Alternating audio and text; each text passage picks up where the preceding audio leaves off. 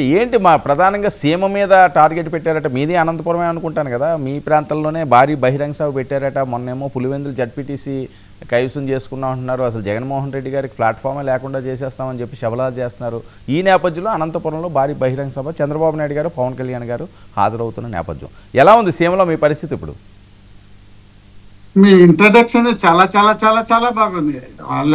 వాళ్ళు సీమలో ఎంత పుంజుకుంటారో ఎంత ఎన్నికిపోతారో తెలియదు, కానీ మీరు చెప్పేటప్పుడే జగన్మోహన్ రెడ్డికి ఇంకా దిక్కే లేరు. జగన్మోహన్ రెడ్డికి కేఏపాలో కమ్యూనిస్ట్ పార్టీనో లేక మా అమ్మ మాయావతి గారు వాళ్ళ పార్టీని తీసుకొచ్చుకొని పొత్తు పెట్టుకొని ముందుకు పోవాలనే విధంగా జగన్మోహన్ రెడ్డి గారు ఉన్నారు. ఆయన పార్టీనే ఏదో ఒక అద్భుత కల్పనలాగా రాజశేఖర రెడ్డి గారి పేరు మీద వచ్చింది.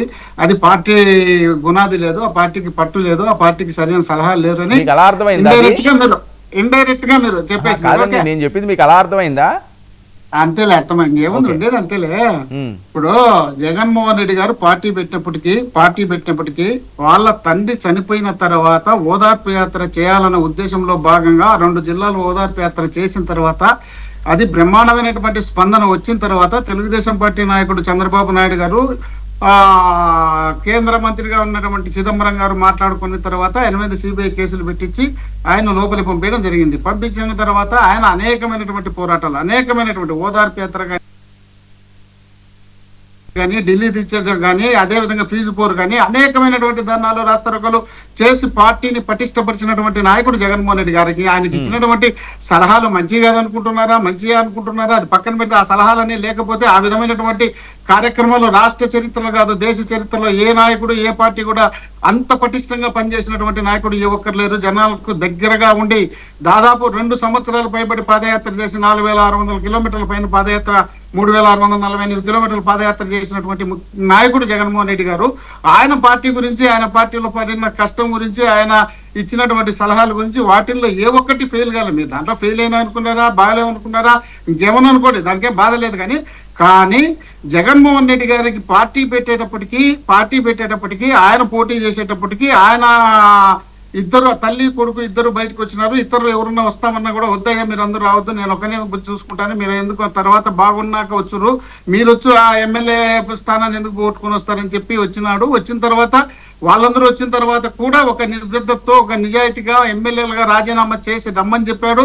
రాజీనామా చేసిన తర్వాత వీళ్ళు అనుకుంటే అప్పుడు కాంగ్రెస్ పార్టీని పడగొట్టే అవకాశం ఉంది. కాంగ్రెస్ పార్టీని కూడా పడగొట్టకూడదు, ఇది మా తండ్రి నాయకత్వంలో వచ్చినటువంటి కాంగ్రెస్ పార్టీ, దీన్ని పడగొట్టకూడదు అనే ఉద్దేశంలో భాగంగా జగన్మోహన్ రెడ్డి గారు కంటిన్యూ చేశారు.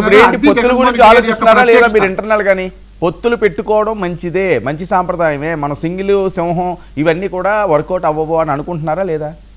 వస్తున్న ఇన్పుట్స్ అది, వస్తున్న వార్తలు అవి అదే కొంచెం ఎందుకంటే ఇంకా వాళ్ళు మాట్లాడతారు కదా, పొత్తులు పెట్టుకోవాలనే ఉద్దేశం అప్పుడు లేదు, ఇప్పుడు లేదు. పొత్తులు పెట్టుకుంటే ప్రసక్తే మాకు లేదు, పెట్టాలనే ఉద్దేశం మాకు లేదు. ఒకవేళ ఎవరెవరు ఏమేమి ఊహించుకుంటారో మాకు అభ్యంతరం లేదు. ఇప్పుడు మీరు చెప్పినట్టు మా ఇంటి పక్కలోనే మీటింగ్ అనంతపురం, మా ఇంటి పక్కలో గేట్ కేసినారు, ఇక్కడ మా ఇంటి గేట్ కేసినారు అనంతపురం మీటింగ్ కోసం సంబంధించి. మీరు అన్నట్టు పులివెందుల్లో బ్రహ్మాండంగా గెలిచినారు. జగన్మోహన్ రెడ్డి గారికి రాయలసీమలోనే పట్టు లేదు, రాయలసీమలో జగన్మోహన్ రెడ్డి గారు నిలబడతారో లేదో, రేపు పోటీ చేస్తారో లేదో, ఇది పెట్టేమన్నా కర్ణాటకలో అక్కడ సంసారం వస్తూ పోతున్నారు కదా, అక్కడేమన్నా పోటీ చేస్తారని మీరు అనుకున్నారేమో. కానీ మొన్న పులివెందులకు వచ్చిన తర్వాత, ఓడిపోయిన తర్వాత పులివెందులకు వచ్చినప్పుడు ఆ జనాన్ని ఏదైనా చూసింటే ఆ ఊర్లో 10 ఓట్లు రానే ఊర్లలో గంట సేపు పైన పట్టినాడు. ఊరు దాటుకొని బయటకు రావాలంటే అంబక్కపల్లి కానీ నాలపరెడ్డిపల్లి కానీ ఆ గ్రామాలకు వెళ్ళినప్పుడు ఆ ప్రాంతాల్లో ఆ జనం వచ్చినప్పుడు చూస్తే అంత విపరీతమైనటువంటి జనాలు వచ్చినారంటే అక్కడ ఓటు పడలేదంటే మరి ఏ విధమైనటువంటి ఓటు పడిందో, ఏ విధంగా ఓటేసినారో అది మీకు నాకు అందరికీ తెలుసు. అదే విధంగా మీరు చెప్పినట్టు జగన్మోహన్ రెడ్డి గారి 11 సీట్లు రావడానికి, 11 సీట్లకే పోవడానికి అనేక రకాల కారణాలు ఉన్నాయి. ఆ కారణాలు మాత్రం మనం గుర్తుపెట్టుకోకుండా దేశంలో ఉన్న పార్టీలు అన్ని కలుపుకొని ఇండైరెక్ట్ గా కాంగ్రెస్ పార్టీ శత్రువైనా కూడా ఆ పార్టీని కలుపుకున్నారు. ఆ తర్వాత మా మీద లేనిపోని అబండాలన్నీ వేసి ల్యాండ్ టైటిల్ యాక్ట్ బీజేపీ వాళ్ళు తెచ్చే ఆ ల్యాండ్ టైటిల్ యాక్ట్ మేమే తెచ్చినామని అది ఏదో మా రాజశేఖర రెడ్డి గారిని ఇంకోని కూడా చంద్రబాబు నాయుడు గారు ఏకవచనంతో తిట్టినటువంటి సందర్భాలు కూడా ఉన్నాయి. అవి మాకు సంబంధం లేని, మేము రాష్ట్రంలో మేము ముఖ్యమంత్రిగా ఉన్నాము కాబట్టి మేము చేయాలి కాబట్టి కేంద్రం ఇచ్చినటువంటి కార్యక్రమం మేము చేసినాము తప్ప అది జగన్మోహన్ రెడ్డి గారు ప్రత్యేకంగా తెచ్చి చేసింది కాదు. దాన్ని మేమే తెచ్చి చేసినామనే విధంగా మమ్మల్ని అబాస్పాలు చేయడంతో పాటు రాష్ట్రంలో ఉన్నటువంటి మొత్తం మీడియా వ్యవస్థలన్నిటినీ కలుపుకొని జగన్మోహన్ రెడ్డి గారిని టార్గెట్ పెట్టుకొని ఆయన కుటుంబాన్ని, ఆయనకు సంబంధం లేనటువంటి వ్యక్తిగత విషయాలను కూడా తీసుకొచ్చి ఆయన మీద రుద్ది లేనిపోని అబండాలేసి అదే అదే విధంగా ఎన్నికల కమిషన్ మేము ఎక్కడ తప్పు చేయకపోయినా కూడా తప్పు చేసినారనే విధంగా మా వాళ్ళ మీద అభియోగాలు మోపడమే కాకుండా మా వాళ్ళ మీద కేసులు పెట్టడమే కాకుండా అక్కడ ఉన్నటువంటి అధికారులు డీజీపీ నుండి సిఎస్ నుండి ఆంధ్ర జిల్లాలలో ఉన్నటువంటి ఎస్పీలు కలెక్టర్లు తక్షణం వాళ్ళు ఒక్క కంప్లైంట్ చేస్తే ఇమ్మీడియట్లీ మార్చి రాష్ట్రంలో ఉన్నటువంటి ఏ ఒక్క అధికారి కూడా వైఎస్ఆర్ కాంగ్రెస్ పార్టీ కల్లా చూస్తే మళ్ళీ మనం ఉండలేమనే విధంగా వాళ్ళు క్రియేట్ చేసి వాళ్ళు ఆ విధంగా తయారు చేసుకొచ్చి వాళ్ళు గెలిచినారు తప్ప వాళ్ళు ఏదో నిజాయితీగా చేసినారు, వాళ్ళని చూసి ఓటేసినారు, వాళ్ళు కష్టపడ్డారు, వాళ్ళ కష్టం చూసి ఓట్లేసినారు అనే విధంగా మనం అనుకోవడం అంతా అది అమాయకత్వం అవుతుంది. ఇప్పుడు ఫ్రీగా ఎన్నికలు జరిగితే నిన్నైనా చూపించింది పులివెందుల్లో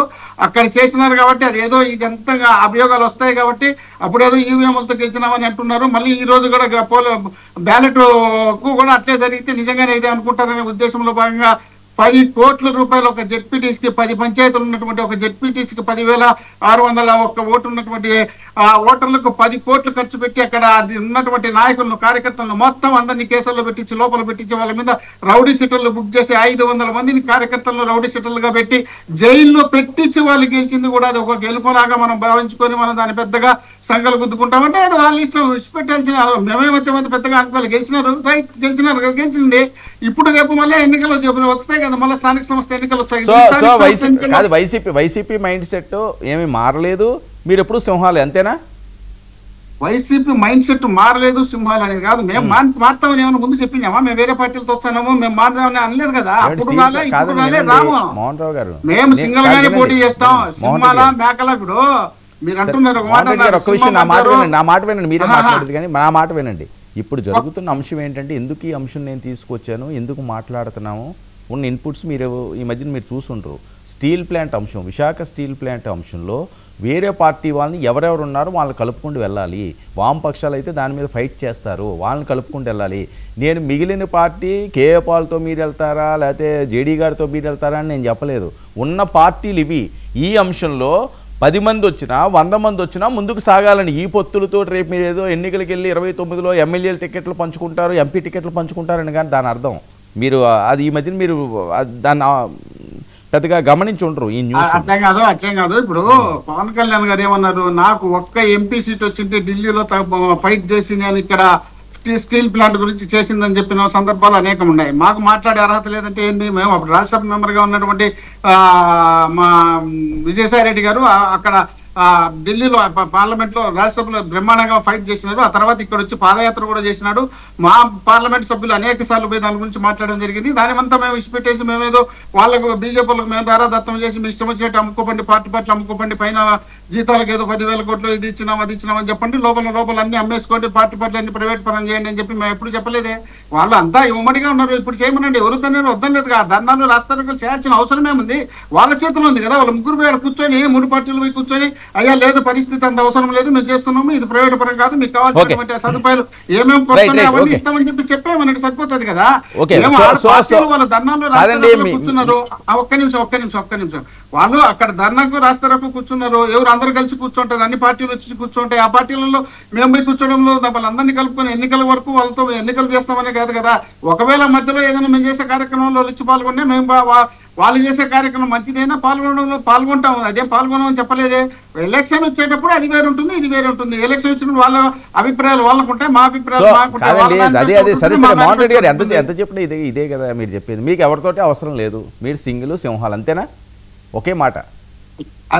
ఇది ఇప్పుడు సింహం అంటే చూడే, దానికి మళ్ళీ ఒక్కసారి చెప్పాల్సింది. ఇప్పుడు ఇదే పవన్ కళ్యాణ్ గారు ఏమన్నారు, సింహము మొక్కం కడుక్కుంటుంది, మొక్కం కడుకు సేమ్ టు సేమ్ ఇద్దరం ఒకటే అని చెప్పి ఆయన మాట్లాడారు సినిమాలో డైలాగ్. అట్లాంటివన్నీ అందరూ మాట్లాడింటారు. మాట్లాడేటి తీసుకొచ్చి మేము సినిమాలు వాళ్ళు పుల్లులు వాళ్ళు అడవుల్లోకి పోయినారు, మేము పోలేదు, మేము పోతాను, వాళ్ళు వచ్చాను. వాళ్ళు కూడా అనేక సార్లు అనేక టైటిల్ పెట్టుకున్నారు. పవన్ కళ్యాణ్ పెట్టుకున్నారు, లోకేష్ గారికి పెట్టుకున్నారు, వాల్ పోస్టర్లు కూడా వేసినారు సింహం అని ఇట్లా మీసం పెట్టి.